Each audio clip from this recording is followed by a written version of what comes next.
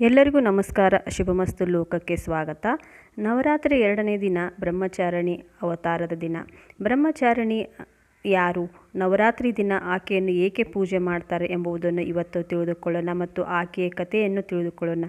ಯಾರು ಈ ಬ್ರಹ್ಮಚಾರಿಣಿ? ನವರಾತ್ರಿ ದುರ್ಗಾದೇವಿ 2ನೇ ಅವತಾರ ಬ್ರಹ್ಮಚಾರಿಣಿ ದೇವಿ. ತಾಯಿ ಬ್ರಹ್ಮಚಾರಿಣಿಯನ್ನು ತಪಸ್ಸಿನ ದೇವತೆ ಎಂದು ಕರೆಯುತ್ತಾರೆ. ಆಕೆಯ ಹೆಸರೇ ಹಲವು ರೀತಿಯ ಅರ್ಥಗಳನ್ನು ನೀಡುತ್ತದೆ. ಬ್ರಹ್ಮ ಎಂದರೆ ತಪಸ್ಸು ಮತ್ತು ಚಾರಿಣಿ ಎಂದರೆ ನಡೆಸುವವಳು. ಬ್ರಹ್ಮಚಾರಿಣಿ ಎಂದರೆ ತಪಸ್ಸನ್ನು ಮಾಡುವವಳು ಎಂದು ಅರ್ಥ. ಯಾರು ತಾಯಿ ಬ್ರಹ್ಮಚಾರಿಣಿಯನ್ನು ಪೂಜಿಸುತ್ತಾರೋ ಅವರು ತಪಸ್ಸು, ತ್ಯಾಗ, ಸಂಯಮ, ಪುಣ್ಯವನ್ನು ಪಡೆಯುತ್ತಾರೆ. ಇನ್ನು ಬ್ರಹ್ಮಚಾರಿಣಿ ಬೇರೆ ಯಾರೂ ಅಲ್ಲ, ಪಾರ್ವತಿಯಾಗಿ ಹಿಮಾಲಯನ ಪುತ್ರಿಯಾಗಿ ಜನಿಸಿದವಳು.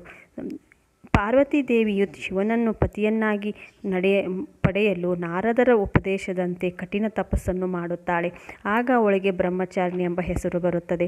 ಬಹಳ ಕಠಿಣ ತಪಸ್ಸು ಮಾಡಿದ ಕಾರಣದಿಂದಾಗಿ ದೇವಿಗೆ ತಪಶ್ಚಾರಿಣಿ ಅರ್ಥಾತ್ ಬ್ರಹ್ಮಚಾರಿಣಿ ಎನ್ನುವ ಹೆಸರು ಕೂಡ ಬಂದಿದೆ. ತಪಸ್ಸು ಮಾಡುತ್ತಿರುವ ಕಾಲದಲ್ಲಿ ಆಕೆ ಕೇವಲ ಹೂವು, ಹಣ್ಣುಗಳನ್ನು ಹಾಗೂ ಎಲೆಗಳನ್ನು ಮಾತ್ರ ಸೇವಿಸುತ್ತಿದ್ದಳು. ತದನಂತರ 1 ವರ್ಷ ಕಾಲ ಕೇವಲ ನೆಲದ ಮೇಲೆ ಬಿದ್ದ ಒಣಗಿದ ಬಿಲ್ವಪತ್ರೆಗಳನ್ನು ಮಾತ್ರ ಸೇವಿಸುತ್ತಿದ್ದಳು. ಅದಾದ ಮೇಲೆ ಅವುಗಳನ್ನು ಸಹ ಸೇವಿಸುವುದನ್ನು ನಿಲ್ಲಿಸುತ್ತಾಳೆ.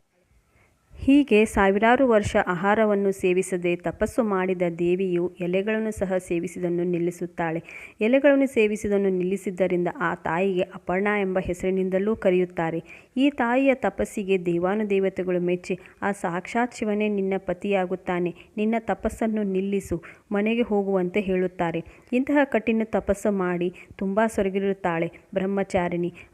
ತುಂಬ ಕೃಶಳಾಗಿ ಕಾಯಕದವಳಾಗಿ ಕಾಣ್ತಾ ಇರ್ತಾಳೆ. ಮಗಳನ್ನು ನೋಡಿ ಆಕೆಯ ತಾಯಿ ಮೇನಾದೇವಿ ಈ ಉಮಾ ಎಂಬ ಹೆಸರಿನಿಂದ ಅವಳಿಗೆ ಕರೆಯುತ್ತಾಳೆ. ಹೀಗೆ ಮಾಡಬೇಡ ಎಂದು ಅವಳ ಹತ್ರ ಕೇಳಿಕೊಳ್ಳುತ್ತಾಳೆ. ಆದ್ದರಿಂದ ಬ್ರಹ್ಮಚಾರಿಣಿ ದೇವಿಯ ಇನ್ನೊಂದು ಹೆಸರು ಉಮಾ ಅಂತಲೂ ಕರೆಯುತ್ತಾರೆ.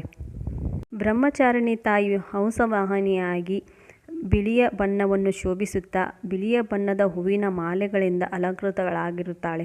4 ತೋಳುಗಳಲ್ಲಿ ಯಜ್ಞಕ್ಕೆ ಅವಶ್ಯವಾದ ಶೃಕ ಮತ್ತು ಸ್ರವ, ಮತ್ತೊಂದರಲ್ಲಿ ಕಮಂಡಲ ಹಿಡಿದರೆ ಇನ್ನೊಂದರಲ್ಲಿ ಜಪಮಾಲೆಯನ್ನು ಹಿಡ್ಕೊಂಡಿರ್ತಾಳೆ. ನವರಾತ್ರಿ 2ನೇ ದಿನ ಬ್ರಹ್ಮಚಾರಿಣಿ ಆರಾಧನೆಯಿಂದ ಸಿಗುವ ಪ್ರಮುಖ ಫಲಗಳೆಂದರೆ ಅಶಕ್ತರು ಸಶಕ್ತರಾಗುತ್ತಾರೆ. ಯಾರ ಸಹಾಯವೂ ದೊರೆಯದೆ ಜೀವನದಲ್ಲಿ ಕಷ್ಟಪಡುತ್ತಾ ಇರುವವರಿಗೆ ಈ ಬ್ರಹ್ಮಚಾರಿಣಿ ಆರಾಧನೆಯಿಂದ ಅನಿರೀಕ್ಷಿತ ಸಹಾಯಗಳು ಲಭಿಸುತ್ತವೆ.